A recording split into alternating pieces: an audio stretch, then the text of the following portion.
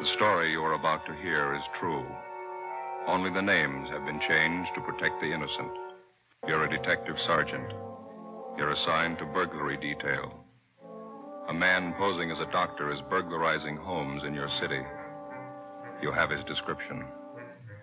Your job, find him.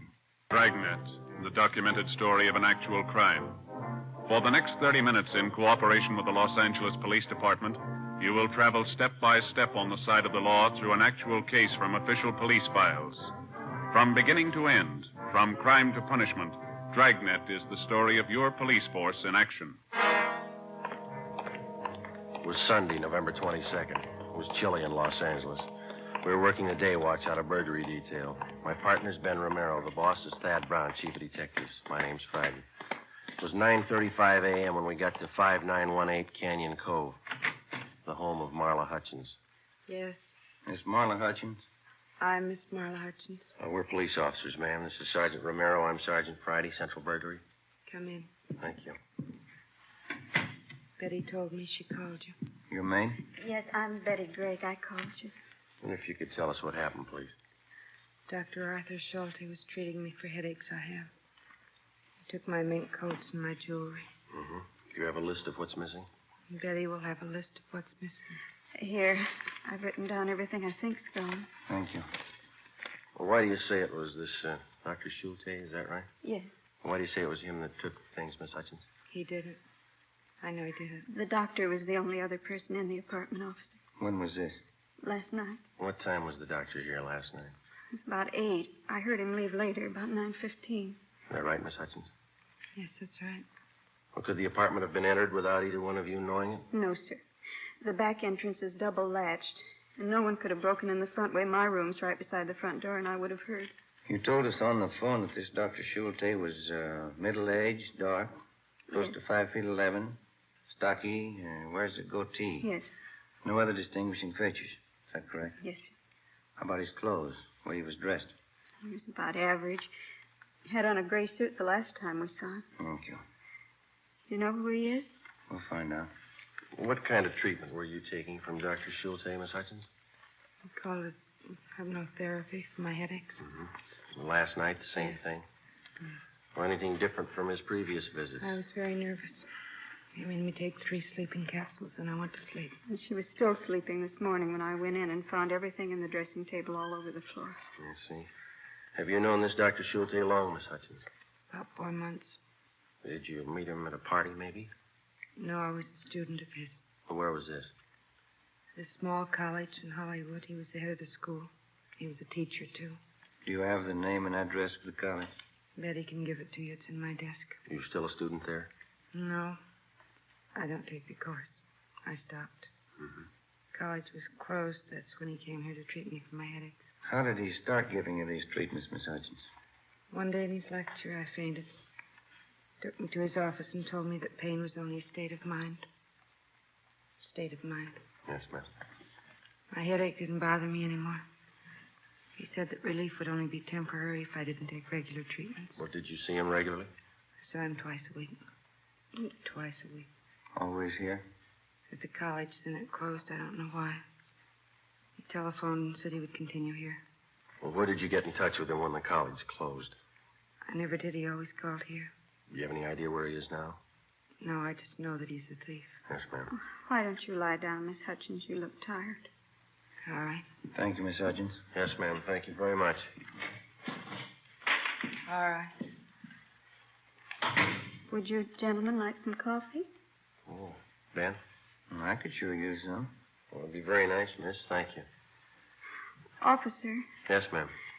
if this man's just a common thief, the treatments he's been giving Miss Hutchins couldn't have been very good, could they? She's still got the headaches, hasn't she? 11:50 a.m. We checked the apartment for physical evidence. There was nothing to indicate that the place had been broken into.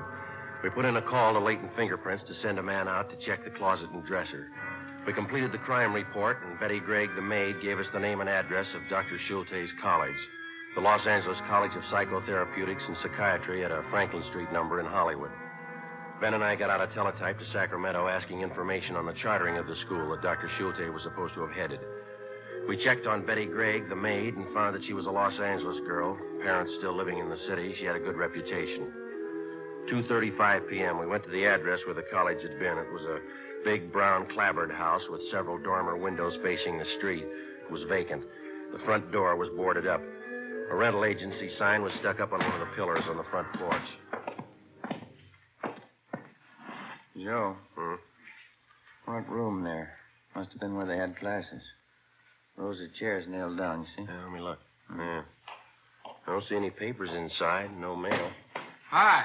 Yeah. My name's Tom Thompson. You interested in the place? You the agent? No, I just live next door. I'm a dry cleaner myself, but I sort of promised a real estate agent I'd keep an eye peeled, see if I could be of help. Anyone came around shopping. Police officers. We're just checking. Oh, is there something wrong? Somebody break in? Did you live next door when this was a school here? Yeah, that psychology bunch here about, 10 months, maybe less. I always thought it was kind of a shoestring operation. How do you mean? Oh, not much dough. They're just making ends meet. No clash, Always just adults? Well, classes used to be mostly during the day I was at work. The wife used to tell me. No kids at cheer or so. Did you know the man that ran the school? No, but he was a middle-aged guy with a kind of a pointed beard. Had a pal, though, a younger guy. Never stopped to talk. They're pretty tight-mouthed guys, like I said. Why, what'd they do? Routine investigation, Mr. Thompson. Do you have any idea where they might be contacted now? No. Real estate agent said they skipped without paying last month's rent for him. He's been trying to find it. Do you remember their names? Well, let's see. Wait a minute. The older guy, the guy with the beard, was named Schultz or something like that. I can't remember the young fellow, though, but... Hey, wait a minute. I got their door. How's that? I got their door. The agent let me have the front door. I'm building a patio porch in the back of my house, and the glass that I took out of the door's got their names lettered on it. Well, that's fine. Come on. I'll see if I still got it in the garage. It's right around here. Okay. A little chilly today, huh? Yeah, a little. Want to stand back there? I don't want to hit you. Watch the door, Ben. Yeah. Here we go. I like to keep a nice, neat garage. Sure looks nice. Oh, thanks. Say, did these men live in the house, Mr. Thompson, or did they just use it for the school, do you know? Oh, best I know, just for classes. Like I say, they're pretty tight-lipped guys. Not very friendly. They're real quiet. Yeah, here it is. I got it. Just leave it right there. We'll come over there. You won't Okay. have to move it. Let's see. Los Angeles College of Psychotherapeutics and Psychiatry. Dr. Arthur William Schulte. Schulte. DAA, PhD, SCD. Well, of course the Schultz. Dr. Leo George Donaldson. DV, PhD, SCD. I got it, Joe. Okay, fine. We're much obliged, Mr. Thompson. Here's our card. If you hear anything regarding these men, we'd appreciate you calling us. Oh, sure. I'll be glad to. Wait a minute. Here. Here's my card. Oh? Ideal Cleaners over in Ivar. If you get around that way, why, drop some stuff off. I'll see it gets special attention. Well, thank you very much, Mr. Thompson. No, it's okay. Sure glad I didn't throw that glass away. Brother, look at all the letters after the names, eh? Wonder what it takes to get a lineup of degrees like that. Paintbrush in about 10 minutes. 5 p.m., Ben and I drove back to the office. There was a report from latent fingerprints. Nothing but the prints of the two girls had been found in the Hutchins apartment. We checked what information we had on Schulte and Donaldson through to the FBI on the teletype. A check of doctors registered with the Los Angeles County Medical Association and the American Psychiatric Association failed to turn up anybody named Dr. Schulte. We had our I Bureau and Stats Office make runs on Leo Donaldson and Schulte and a rundown on the reports where the burglar had posed as a psychologist. The Stats Office turned up a couple of dozen new suspects. We pulled the mug shots and headed for the Hutchins apartment. Looks like something doing at the Hutchins apartment house. A lot of cruiser cars, huh? Let's have a look. Sorry, can't go in. Sergeant Friday Romero, Central Burglary. Oh, sure, Sergeant. What's the trouble? Girl named Hutchins shot herself. Monday, November 23rd. During the morning, the coroner's office signed off Marla Hutchins' case. The verdict was that she had taken her own life. The police psychiatrist told us that probably the hypnotic treatments by Schulte had hastened her death. The information we'd received from the Medical Association told us that they had had complaints against the operation of the Schulte school. They had pointed out to us that it takes over 12 years in recognized medical schools to become a member of the American Psychiatric Association. Schulte had been mass-producing pseudo-psychiatrists in 8 weeks. 1:40 p.m., we met with Captain Fulton. School was a phony. Degrees and diplomas sold to anybody who had cash. Yeah. They're not operating anymore? We checked that out. They're gone. Well, here's the answer to your teletype to Sacramento. Thank you. Gives details on the application for the school to Schulte. He's listed as founder and dean. Donaldson is listed as staff. There are no addresses other than the Franklin Street number there. Anything else? A month ago, Leo Donaldson opened courses of instruction in Los Angeles under the title of California Physicians College of Psychiatry, 781 South Hill Street. Schulte associated with him? No. Have any idea where Schulte is? No, we don't, but we're looking. We've got the support of the medical people to push a bunco charge for the operation of the old school. Donaldson should be able to give you a lead on Schulte. Figures they might be in contact. Looks like they actually ran the school together, even though Schulte was legally responsible. And Ben and I have an idea on how maybe we can find out. How's that? We thought one of us could make a pitch to Donaldson, see if he'd sell a degree from the new school. Get evidence to support a bunco warrant and check at the same time to see if Donaldson has contact with Schulte. Well, I'll let Bunko detail know we're trying. You think you can do it? I'd try. You know anything else about Donaldson's courses? No, that doesn't bother me. How come? Neither does Donaldson. In trying to get Schulte through his former associate, Leo Donaldson, we again contacted the Medical Association. They furnished us with the name of Ralph Morse, a graduate of the Franklin Street School, who had since been killed in an auto accident. Tuesday, 11:30 a.m., Ben and I got to 781 South Hill Street, a 7-story office building in the heart of the Los Angeles business district. The directory in the lobby listed the California Physicians College of Psychiatry for rooms 214 and 216. Ben waited outside in the car. I took the elevator up.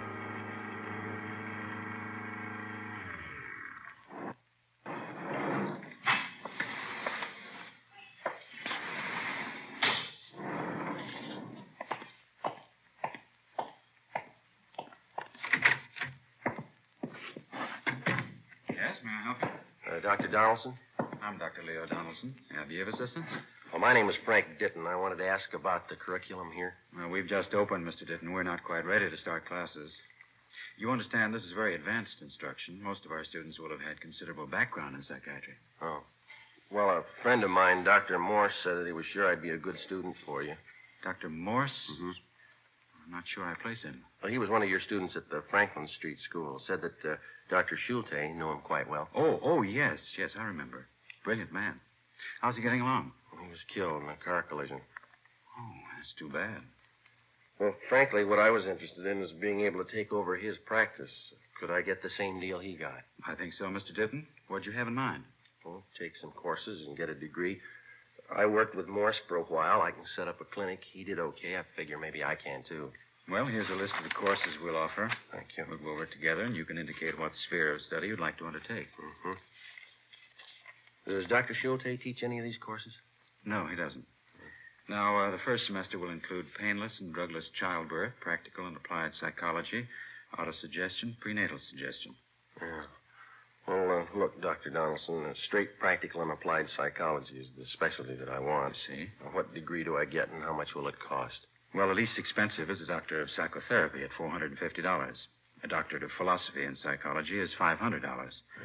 For all purposes, if you can afford it, Mr. Ditton, is a doctorate of science. That's $800. Oh. That course was $1,000 at the Franklin Street School. Yeah. Well, I don't know. That's a lot of money. I guess I have to have it, though. I wonder if you'd take a check now. Certainly. You understand what a tremendous advantage these degrees are to the professional man who, for one reason or another, may never have had a chance to get a college diploma. Well, the course is very hard. You look like an intelligent man, Mr. Ditton. I'm sure you'd have no difficulty. All right. Well, say, look, Doctor, I live out in Van Nuys now, and I'm working 3 days a week at the present time. It's going to be pretty tough to get downtown here. Do I have to be here every day? Since it's the diplomas most of our students are interested in, we have on occasion made exceptions in cases like yours. Well, I'd appreciate that. We could possibly, in the case of a doctorate of science, present you with your diploma in advance of your taking the course, and you could launch into private practice at once and take the course whenever it suited you. Well, couldn't ask for a better deal. Everything's mentioned in this catalog. The forms are in the back. Why don't you sit down right there? Oh, thank you very much. Yeah. Rules and regulations. No books are required of students. Well, that's a break, huh? We lecture a little differently from some colleges, and therefore we've dispensed with texts because we feel they tend to confuse the data. When I take the course, who will be my instructor? I will. Well, Morse talked a lot about Dr. Schulte. Does he teach any of the classes? No, Dr. Schulte was associated with me in the operation of the Franklin Street School, but is not the staff member of the California Physicians College of Psychiatry. Well, I was just wondering, if I paid extra, could I get some classes with him? Morse said that he picked up a lot of useful information from Schulte. He's a fellow with a goatee, isn't he? Yes, that's right. Well, truthfully, I have no idea where Dr. Schulte is presently located. I understand. Now, this one regulation here. Yes? No student will be admitted who cannot show documentary proof of the successful completion of secondary schoolwork. High school. You can understand that, can't you, Mr. Ditton? How do you mean? Well, there are certain minimum academic standards we must observe. Yeah. In order to maintain the quality of our degree. Dr. Donaldson accepted my check to the amount of $800. I asked for a receipt, and he filled out a blank doctorate of science degree, which he carefully lettered with the name Frank Ditton, and signed himself as dean. I arrested Donaldson, and Ben and I took him in for booking. 1 p.m. We received a long teletype from Washington. Arthur Schulte had a record of arrests and convictions back east. It started with a conviction 16 years ago for the interstate transportation of pornographic motion pictures. The record gave us no known addresses, but important in the information was the fact that Schulte had originally been trained and had worked at being a projectionist in movie theaters. In the M.O. was the notation that he'd been known to take up his old occupation when sought by authorities. 1:35 p.m., we contacted the local office of the Motion Picture Projectionists Union, where they told us that they had placed an Arthur Schulte in the booth of one of the Main Street newsreel houses on Sunday. That was the day before. 2:30 p.m. The Crescent Theater was buried between two bars and advertised an hour of newsreels and short subjects for 20 cents. Where's the manager? I'm him. Can we talk to you a minute, police officers? What? I say we're police officers. We'd like to talk to you. Nobody here to take over. Why don't you come in and I can open the booth door here and talk? Okay. Right around the back, I guess, here, Ben. Where is he? Hey, mister. Okay. What's the trouble, officers? Do you have a man with the name of Schulte working here? That's right. Projectionist isn't working right this minute, though. Comes on duty at 4. It's an hour. All right. I wonder if you'd take a look at this description, please. Sure. There you are. 5'11". Man working here's clean shaven, no goatee. Outside that sounds the same. Mm-hmm. Any idea where he lives? No, I don't. Well, we'll have to wait for him here. All right. Wait a minute. This one? Where you want to wait? Inside? Well, I think we'd rather stay up in the projection booth if it's all right.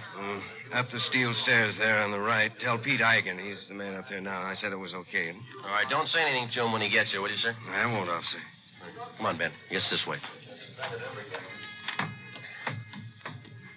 It's a long climb, huh? Yeah, it is. It's right up there. Oh, yeah. This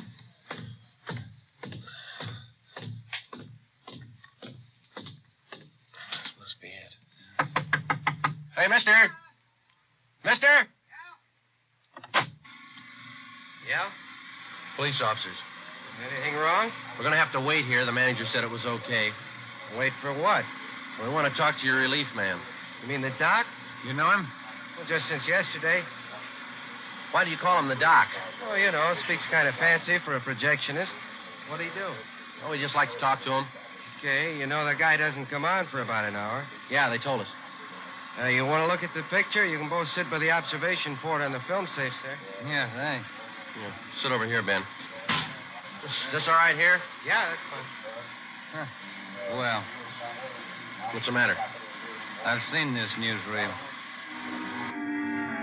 5:45 p.m. Schulte was nearly 2 hours late. Ben and I were worrying about whether somehow he'd been tipped.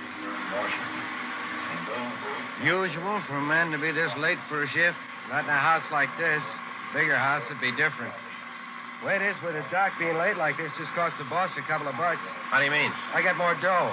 I'm over my maximum hours. The old guy'd stay away long enough, I'd be on Golden. Golden? What's that? Yeah, double and a half time. Boys in the business call it Golden time. Oh. Most dough you can get is double Golden. You get that working over maximum number of hours after midnight on a Sunday. Uh-huh. That's double Golden. Never happened to me, though. How do you stand it? What do you mean, the money? The noise. You get used to it. Don't pay any attention after a while. Don't you get tired of hearing the same soundtrack over and over? No, you just know it's there. It never registers. What they're saying, I mean. Just if it stops when it shouldn't. Get used to it over the years. You've been doing this long? 11. It's a long time. Excuse me. I gotta make a switch over. What'd you say? I said I gotta make a switch over. I've been watching you do that all afternoon. How do you know when to turn the other projector on? Marks on the film, up in the right corner on the screen, usually a black dot. Look through the window. Look, Ben, right here. Mm-hmm. First dot tells me to start the other projector. When the second dot hits, I cut this one, turn on the other one. Now watch. Okay. See, the first one. Uh-huh. Now the second dot, see? Uh-huh.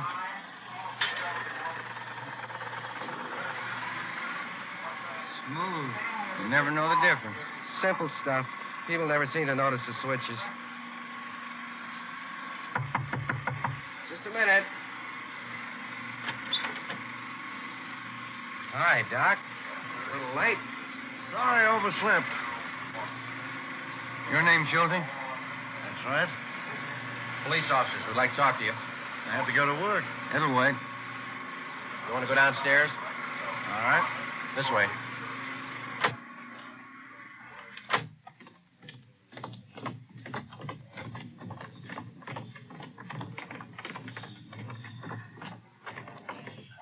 All right, this will be fine right here.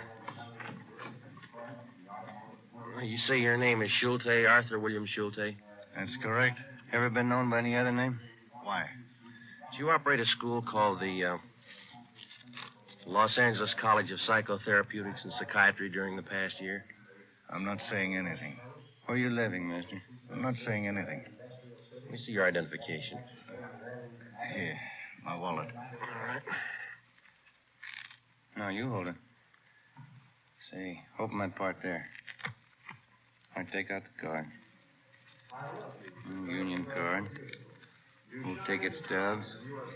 Social Security card. That second thing there behind the cash. Yeah. Let's try that folded piece of paper there. It's just a bill. Mm-hmm. What is it, Joe? It's a bill. Milliken Hotel. Let's go. We drove to the Milliken Hotel, about 6 blocks from the theater in the same Skid Row district.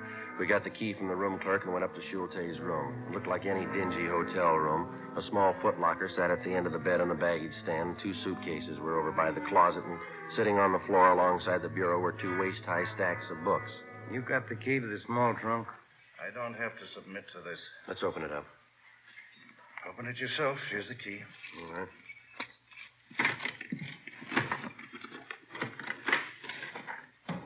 Two mink coats. I'll check the rest of the room, Joe. All right. This your property, Doctor? I'm not saying anything. Just clothes, regular stuff in the bureau. How about those suitcases over there? Got 'em.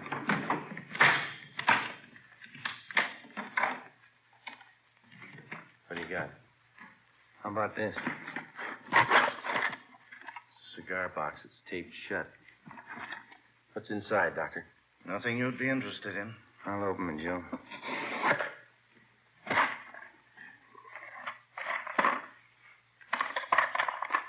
Schulte? Bracelets, rings, matched earrings. Fit our stolen property reports. These were gifts. People say you took 'em. They're sick. I've done them a lot of good. They know. They thank me this way. Well, People I get these things from, they know I've helped them. the way you helped Marla Hutchins. The story you have just heard was true. Only the names were changed to protect the innocent. Arthur Schulte, free on bail pending trial, died of natural causes on June 15th in Fresno, California. Leo Donaldson was tried and convicted of grand theft and served a term prescribed by law in the state penitentiary. Ladies and gentlemen, the Chief of Police of the City of Los Angeles, W.H. Parker. The Los Angeles Police Department awards this citation of merit to Dragnet for its authentic portrayal of cases from the files of this department, bringing great credit to the Los Angeles Police Department and its officers, and enhancing the prestige of law enforcement generally among its millions of listeners. Thank you, Chief Parker. You have just heard Dragnet, a series of authentic cases from official files. Technical advice comes from the Office of Chief of Police W.H. Parker, Los Angeles Police Department. Next, We the People, 3 chimes mean good times on NBC.